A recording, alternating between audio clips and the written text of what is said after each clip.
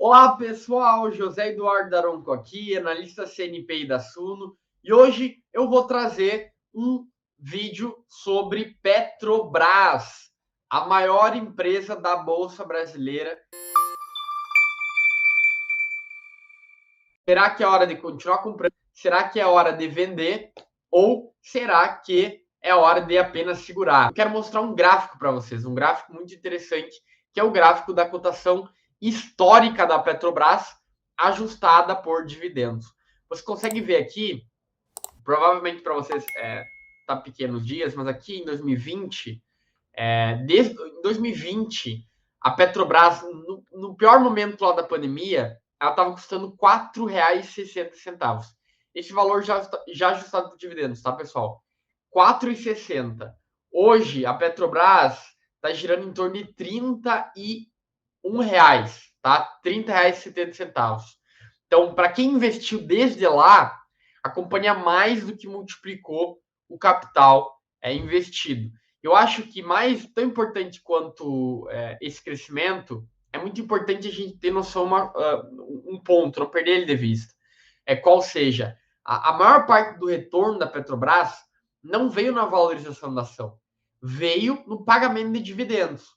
Então, o acionista da Petrobras recebeu dividendos isentos de imposto de renda e pôde pegar esses dividendos e reinvestir, tanto na Petrobras como nas demais empresas, maximizando ainda mais o seu retorno total. Então, a grande pergunta, José Eduardo, em primeiro lugar, por qual motivo que a Petrobras valorizou bastante nesses últimos meses? Em primeiro lugar, eu quero falar da explicação geral. Qual seja, porque vocês devem ter percebido que muitas coisas, principalmente ativos de qualidade e expostos à economia local, valorizaram, né? Então, é o caso do Banco do Brasil, que está flertando seus R$ 50 e vários outros. Por quê? Porque a gente estava vivendo, desde o ano passado, um ciclo de aperto monetário, tá? Tanto no Brasil como nos Estados Unidos.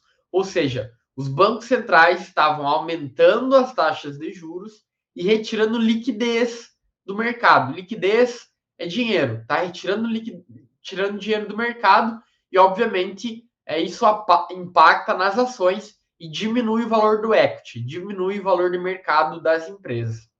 Só que nós chegamos no final do aperto monetário. Lá fora, e quando eu digo chegamos, é a expectativa do mercado, tá? O que já está embutido nos preços. Então, a expectativa é que o Fed pare de aumentar a taxa de juros americana. Por outro lado, o Banco Central brasileiro comece a reduzir os juros. Então, quando a gente está no fim do ciclo de aperto e começa a gradualmente ver essa taxa de juros cair, os ativos na bolsa são reprecificados. E foi por esse motivo que muitas das ações subiram, tá? E mais importante do que isso, isso é só o começo, tá? É óbvio que depende, e aqui eu agora estou falando do Brasil, depende do comportamento do governo federal, depende de como que a inflação vai se comportar, mas se a gente voltar a um índice de taxa de juros civilizado, né, em torno de 6 a 7% na Selic, a gente pode ter um espaço muito grande para muita ação, mais do que duplicar, tá bem? Esse é o primeiro ponto. O segundo ponto, e agora já entrando em commodity, a gente tem que entender o micro da Petrobras. Eu vou falar sobre 3 pontos nesse vídeo, tá? O primeiro deles eu já falei, taxa de juros. O segundo sobre o preço das commodities. E o terceiro sobre talvez o maior risco da Petrobras hoje, que é o risco da intervenção. Então, falando sobre o segundo ponto, sobre o preço das commodities. A Petrobras, e talvez isso surpreenda muitos, ela é uma das petroleiras com menor custo de extração de petróleo do mundo, tá? E por quê? Por conta do pré-sal. O pré-sal, ele tem ativos muito rentáveis lá.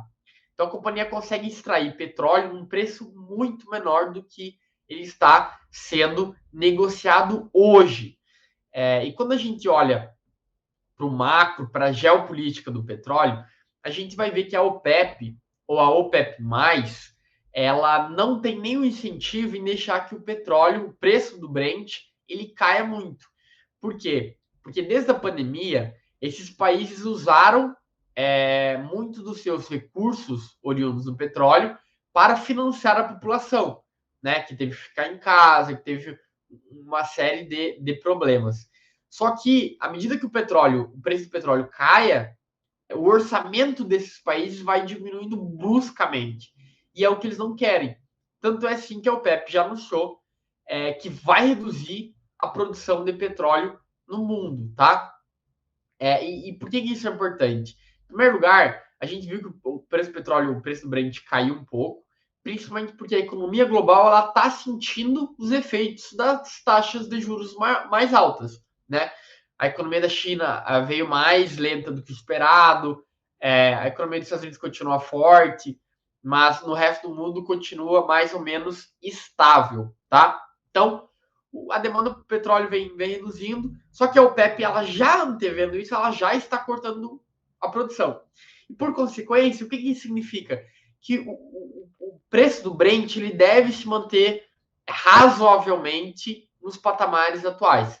Óbvio que é uma commodity, óbvio que tem volatilidade, mas não devemos ter um grande descolamento dos preços do Brent, tá?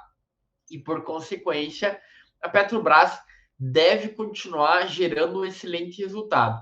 É óbvio que o resultado desse ano ele vai ser inferior ao resultado do ano passado.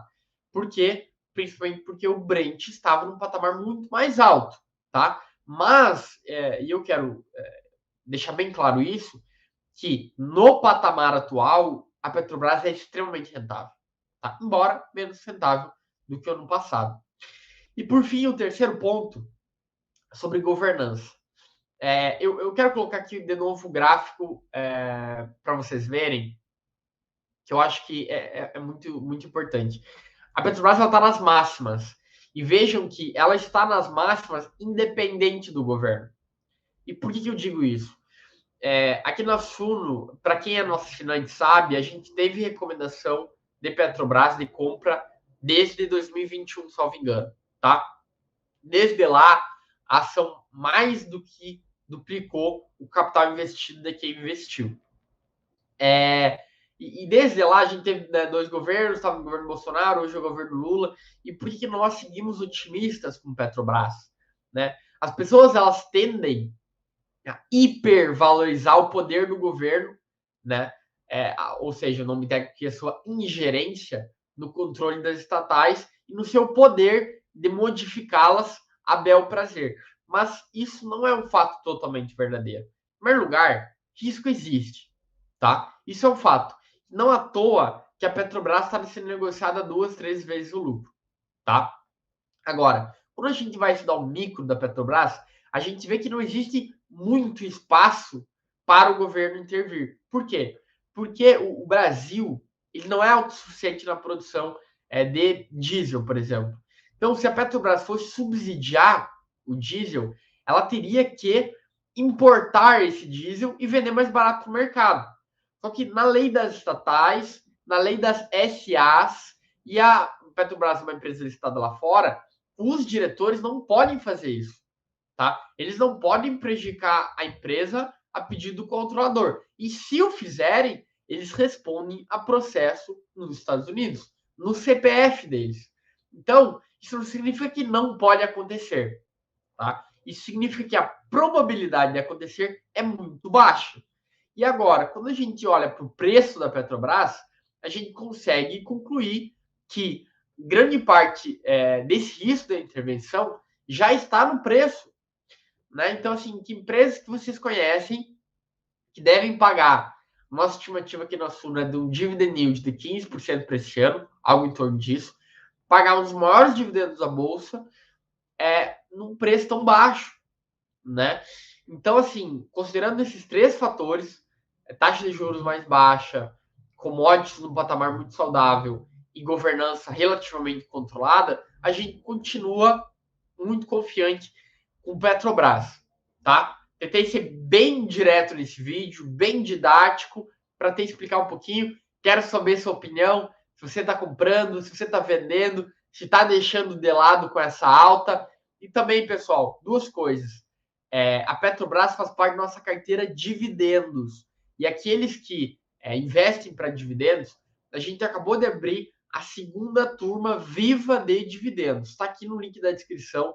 Se você quer conhecer a turma, saber como receber o primeiro dividendo, clica aqui na descrição. O meu Instagram está aqui nos comentários também e deixa a sua opinião sobre o vídeo e sobre o que você quer que eu grave no próximo vídeo.